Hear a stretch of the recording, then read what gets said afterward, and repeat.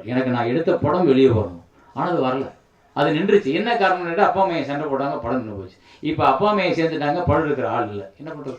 நிறைய இடங்கள்ல நானும் ராஜகுமாரை சந்திச்சுக்கிட்டே போவோம் ஒவ்வொரு விஷயமா. அப்போ நான் கடைசி எடுத்த ராமதாஸ் ஐயாவோட படத்துக்கு கூட எனக்கு முன்னாடி இந்த கதையை எழுத உட்கார்ந்த ஆள் அவர் தான் ஐயாவோட படத்தை கதையை எழுதி எடுத்து பண்ண வேண்டியது.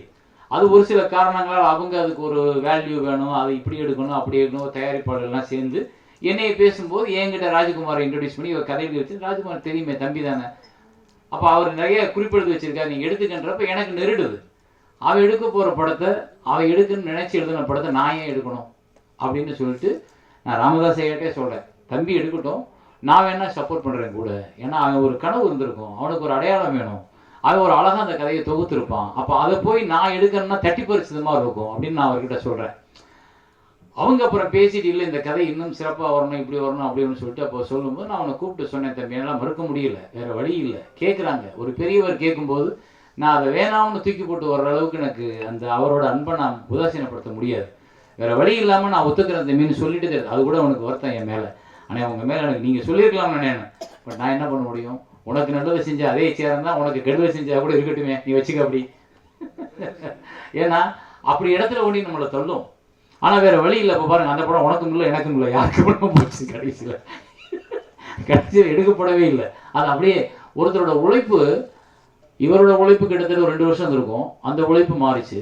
என்னோட உழைப்பு கிட்டத்தட்ட 1.5 வருஷம் இருக்கும். கிட்டத்தட்ட நாங்கள் வந்து ஒரு 15 பேர் அதுக்காக டீம் எல்லாம் போய் இடம் பார்த்து லொக்கேஷன் பார்த்து எங்கெங்கேயோ அலைஞ்சு காடு மேடெல்லாம் அந்த ஊரை கண்டுபிடி. ஏன்னா அவர் 1987 வரலாறு, 87லேருந்து நடந்த விஷயத்தை பூரா பதிவு பண்ணி இப்போ போனால் எல்லா இடத்துலையும் மாறும். 2026 87ஓட ஊரை வில்லேஜ் எங்கேயே தேடுறது. ஆனால் தமிழ்நாடு பூரா முழுக்க நாங்கள் அலைஞ்சு அந்த மாதிரி வில்லேஜையும் அந்த மாதிரி ரோடுகளையும் அந்த மாதிரி கண்டுபிடிச்சு ஆட்களை பூரா கண்டுபிடிச்சா அப்போ உள்ள ஆட்களோட தோற்றமே வேற. இப்போ நீங்கள் என்ன ஆளே இல்லை, முகமே இல்லை, மாறி இருக்கு. அதை நாங்கள் பூரா ரெஃபரன்ஸ் வச்சு அவ்வளோ 1.5 வருஷம் நாங்கள் அதுக்கான தீசிஸ் பண்ணி அவ்வளோயும் திரட்டி வச்சதுக்கப்புறம் அந்த படம் நடக்கலை அப்படின்னா அது எவ்வளோ பெரிய வழி பாருங்க.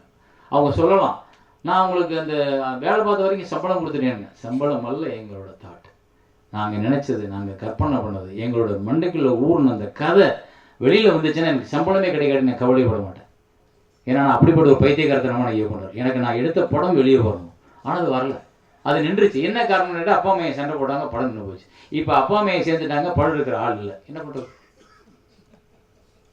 சிரிக்கிறார் ஒருத்தர் என்னை நினச்சி பார்த்து. இதுதான் அவலம்.